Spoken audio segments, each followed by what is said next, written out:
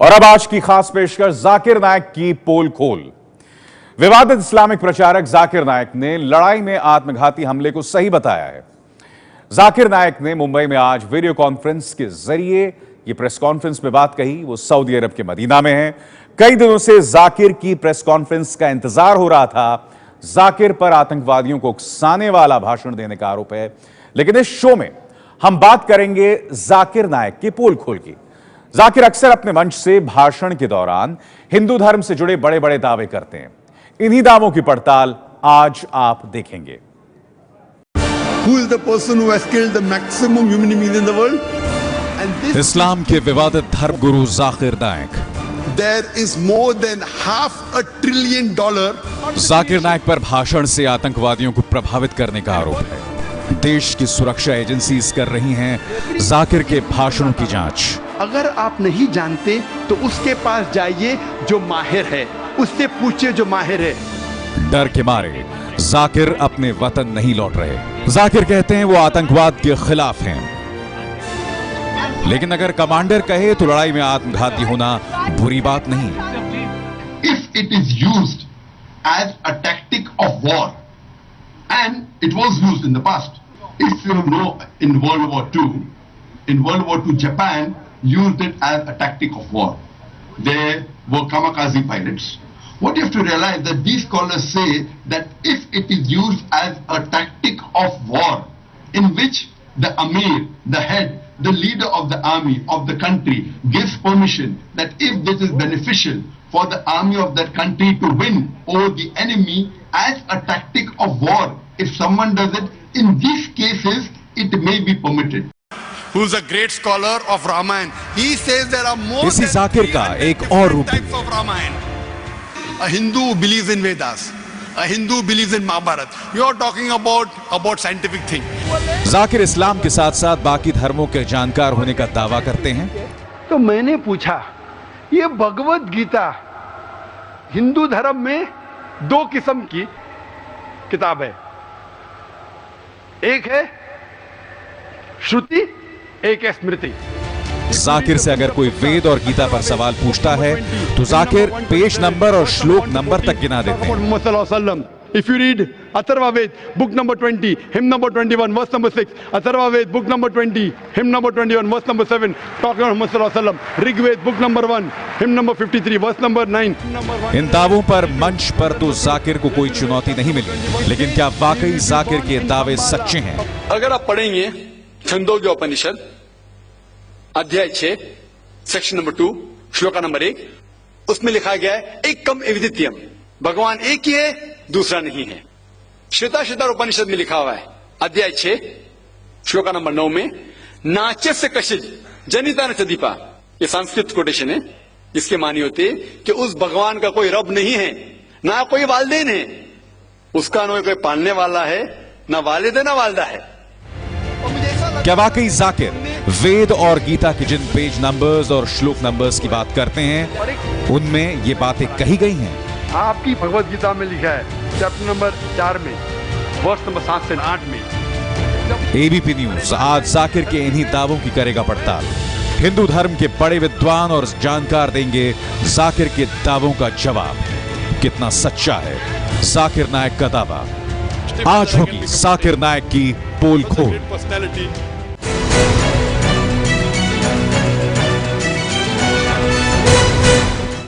जाकिर नायक अपने भाषणों में हिंदू धर्म को लेकर बड़े बड़े दावे करते हैं। इन्हीं में से एक दावा है कल्कि अवतार को लेकर।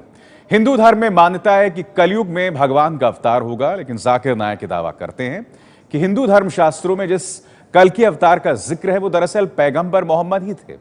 सुनिए जाकिर के इस दावे पर क्या है हिंदू धर्म के जानकारों का जवाब। आपके वेद में लिखा हुआ है कि और एक पैगंबर आने वाला है। आपकी भगवत गीता में लिखा है चैप्टर नंबर 4 में, वर्ष नंबर 7 से 8 में, यदा धर्मस्य, यानी युग युग में जब भी परेशानी आएंगी इस धरती पे तो मैं एक रूप हासिल करूंगा, अवतार। अवतार की सही मानी आपको मिलेगा वेद से। उसमें पता चलता है जिसे हम कहते हैं पैगंबर। आखिरी पैगंबर, आखिरी अवतार कौन है? कल के अवतार। अगर आप भगवत गीता में मानते, अगर आप वेद में मानते, आपको आखिरी अवतार कल के अवतार में मानना ही पड़ेगा, फिर ही आप कह सकते मैं असल भक्त हूं भगवत गीता का। वो तो है ही, आपने जो बताया कल के अवतार तो आने वाला तो आप ही है, मानते कल के लास्ट अवतार में आने वाला है। आ चुका है। और उसमें लिखा था कल के अवतार की मां के नाम क्या है? सुमति। सुमति की मानी अमन, अरबी में कहते हैं आमिना। मोहम्मद सल्लल्लाहु अलैहि वसल्लम के वालदा का नाम था आमिना। उसमें लिखा है कल के अवतार, चैप्टर नंबर, अभी हवाला भी दे रहा हूं मैं, टाइम मिल रहा है ना। कल के अवतार चैप्टर नंबर 2 वर्ष नंबर 5 श्लोक नंबर 5, 7, 9, 11, 15। इसमें लिखा है कि उसके वालिद का नाम है विष्णु यास। विष्णु यास मतलब खुदा का बंदा, अरबी में तर्जुमा करेंगे अब्दुल्ला। मोहम्मद सल्लल्लाहु अलैहि वसल्लम के वालिद का नाम था अब्दुल्ला। उसमें लिखा है वो इसी जगह में पैदा होंगे जो अमन की जगह है। हम मानते हैं कि मक्का एक अमन की जगह है। उसमें लिखा है कि वो उस फैमिली में पैदा होंगे जो उस इलाके के अमीर होंगे। हम जानते हैं कि कुरैश के फैमिली में पैदा हुए थे मोहम्मद सल्लल्लाहु अलैहि वसल्लम। उसमें लिखा है कि वो 12वीं तारीख माधव के दिन पे पैदा होंगे, वो 12वीं रब्बी अव्वल मोहम्मद सल्लल्लाहु अलैहि वसल्लम पैदा है। आगे आप पढ़ेंगे, वेद में लिखा है कि उसके 4 करीब दोस्त थे, जिसका मैं जिक्र किया हूं। 4 करीब दोस्त मोहम्मद सल्लल्लाहु अलैहि वसल्लम के थे, जो हजरत अबू बकर, हजरत उमर, हजरत उस्मान, हजरत अली। मैं अल्लाह भी मौल, अल्लाह ताला की रहमत सब पे हो। किसके बारे में जिक्र करें? उनको सबसे पहली जो वही आएंगी वो आएंगी एक गार के अंदर। हम जानते हैं मोहम्मद सल्लल्लाहु अलैहि वसल्लम सबसे पहली वही आए गारे हिरा में। फिर वो करेंगे हिजरत, नॉर्थ की तरफ फिर से वापस आएंगे। मोहम्मद सल्लल्लाहु अलैहि वसल्लम हिजरत की मदीना जो नॉर्थ के ऊपर है, फिर से वापस आए। मैं तो 1 घंटा सिर्फ तस्करा कर सकता हूं। मोहम्मद सल्लल्लाहु अलैहि वसल्लम हिंदू धर्म में वक्त नहीं है।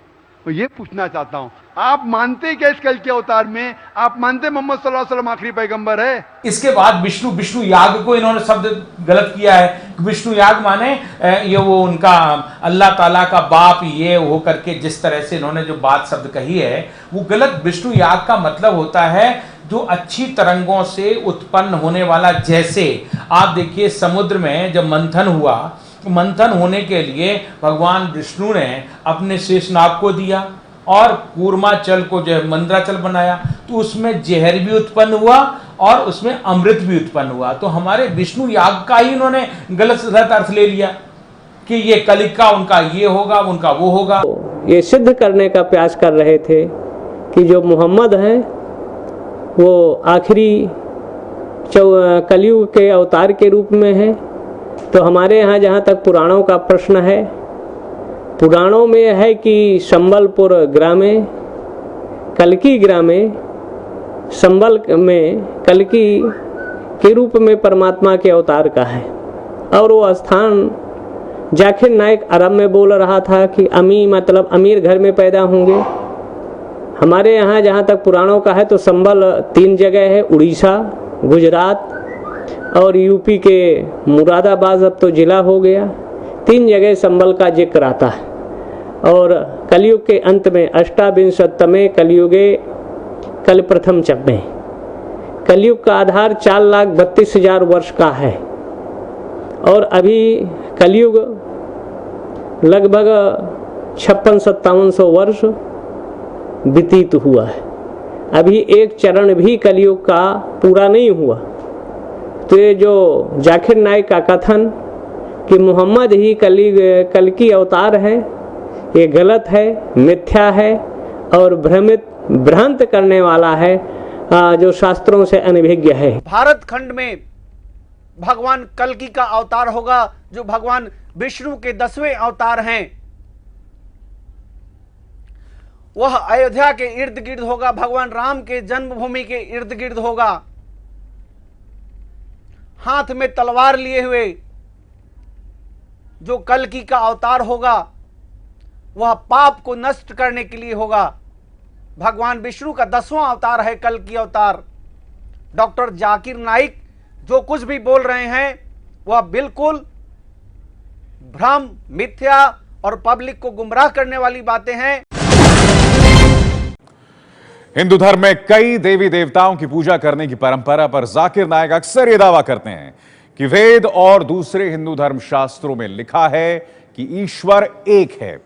लेकिन जानकारों का मानना है कि जाकिर बिना श्लोकों का मतलब समझे इस तरह के दावे कर रहे हैं। और आगे लिखा हुआ है यजुर्वेद में अध्याय 40 श्लोका नंबर 9 में, अंधात्म प्रविशन्ति या असम्मुति उपास्ते। अंधात्म मतलब अंधकार, प्रविशन्ति मतलब अंदर जाना। वो लोग अंधकार में जा रहे हैं जो लोग असम्मुति की पूजा करते हैं। असम्मुति मतलब कुदरती चीजें, हवा, आग, पानी। जो लोग कुदरती चीजें की पूजा करते हैं वो अंधकार में जा रहे हैं।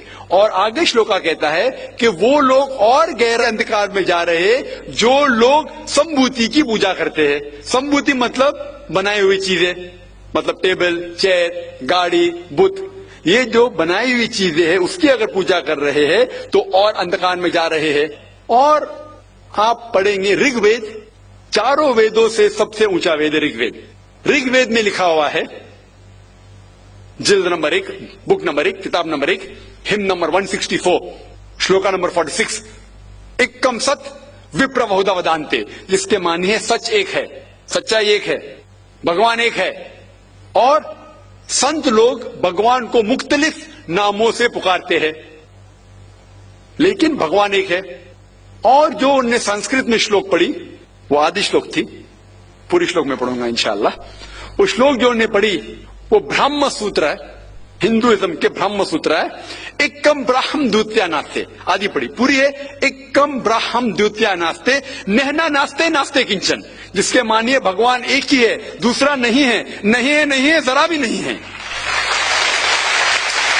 चैप्टर 1 ये, चैप्टर 2, चैप्टर, इसको चैप्टर नहीं पता, उस चैप्टर का श्लोक कुछ और बोल रहा है, ये कुछ और बोल रहा है। एकम सद विप्रा बहुधा वदंती, वो कहते हैं कि सद माने एक ही, आपका आचरण एक है। विभिन्न तरह के आचरण आदमियों के अपनी पद्धति के अनुसार, सत्वगुण, रजोगुण, तमोगुण के अनुसार होते हैं, इसलिए विद्वान बोलते हैं। विप्रा माने विद्वान, वहां कोई और नहीं बोलते हैं।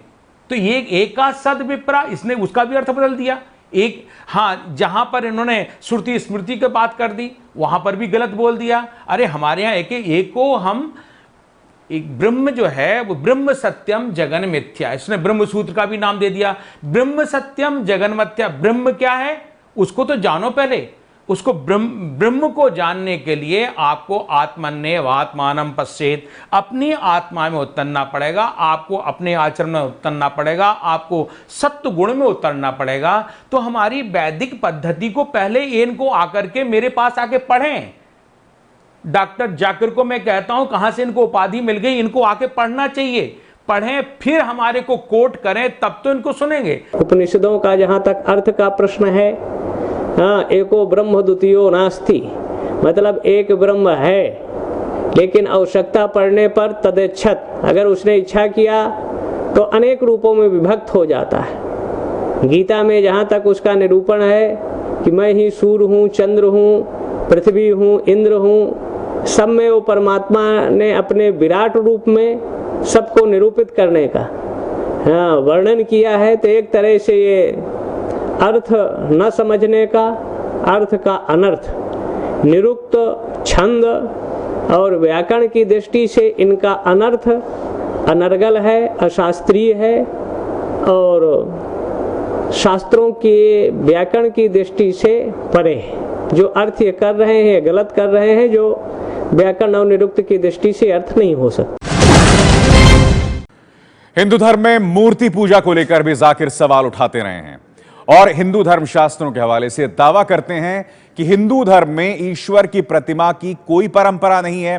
लेकिन हिंदू धर्म के जानकारों का कहना है कि उन्हें धर्म ग्रंथों की सही जानकारी नहीं है।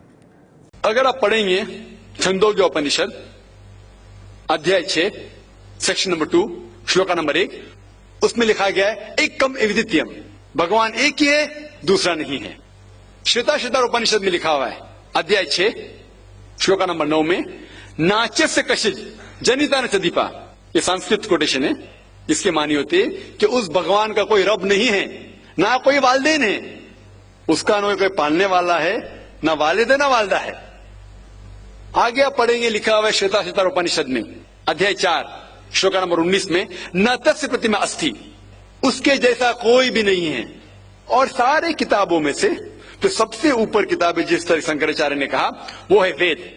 और 4 वेद है, ऋग्वेद, यजुर्वेद, सामवेद और अथर्ववेद। यजुर्वेद में लिखा हुआ है, अध्याय 32, चैप्टर नंबर 32, श्लोका नंबर 3, वर्ष नंबर 3 में लिखा है, न तस्य प्रतिमा अस्ति। उसका ना कोई अक्ष है, ना कोई बुत है, ना कोई तस्वीर है। उस भगवान का ना अक्ष है, न तस्वीर है। इन्होंने कहा न तस्य प्रतिमा अस्ति। शरणाचार्य, उवट, महीधर और दीनानाथ सारस्वत सनातन धर्मालोक में ये अर्थ किया है, न तस्य प्रतिमा अस्ति, मतलब उस परमात्मा की उसके जैसी कोई दूसरी प्रतिमा नहीं है। लेकिन दयानंद जाकिर नाइक उसका अर्थ नहीं समझ पा रहे हैं, उसका भाव नहीं समझ पा रहे हैं, अर्थ का अनर्थ कर रहे हैं। न तस्य प्रतिमा अस्ति मतलब उसकी कहते हैं प्रतिमा नहीं है। लेकिन सहस्रेखा पुरखा सहस्त्राक्षा सहस्रपाता, ये शुक्ल यजुर्वेद पुरुषोक्त के माध्यम से वर्णन है कि उस परमात्मा का प्रतिमा है, उसका स्वरूप सहस्रेखा, उसके सहस्त्राक्षा, हजारों आंखें हैं, हजारों सिर हैं, हजारों पैर है, अत्यतिष्ठत 10 अंगुलम, वो 10 अंगुल में खड़ा है। इसको उवट, महीधर और शरणाचार्य ने भाष्य में बृहत प्रतिपादन और निरूपण किया है। अप्रतिम का मतलब उसकी कोई प्रतिमा नहीं है, उसका मतलब यह है कि वो बेनजीर है, उसका कोई डुप्लीकेट नहीं है, उसके कोई बराबरी नहीं है, वो बेमिसाल है। यजुर्वेद का उदाहरण दे रहे हैं। अब वो उसने क्या जाना है यजुर्वेद को, और क्या ये केवल चाहे जहां से अपने मतलब की कुछ मंत्रों को लेकर के जिससे उसका काम बन सकता हो, उसकी दुकान चल सकती हो, इतना मात्र करने से जो है वो बात बनती नहीं है।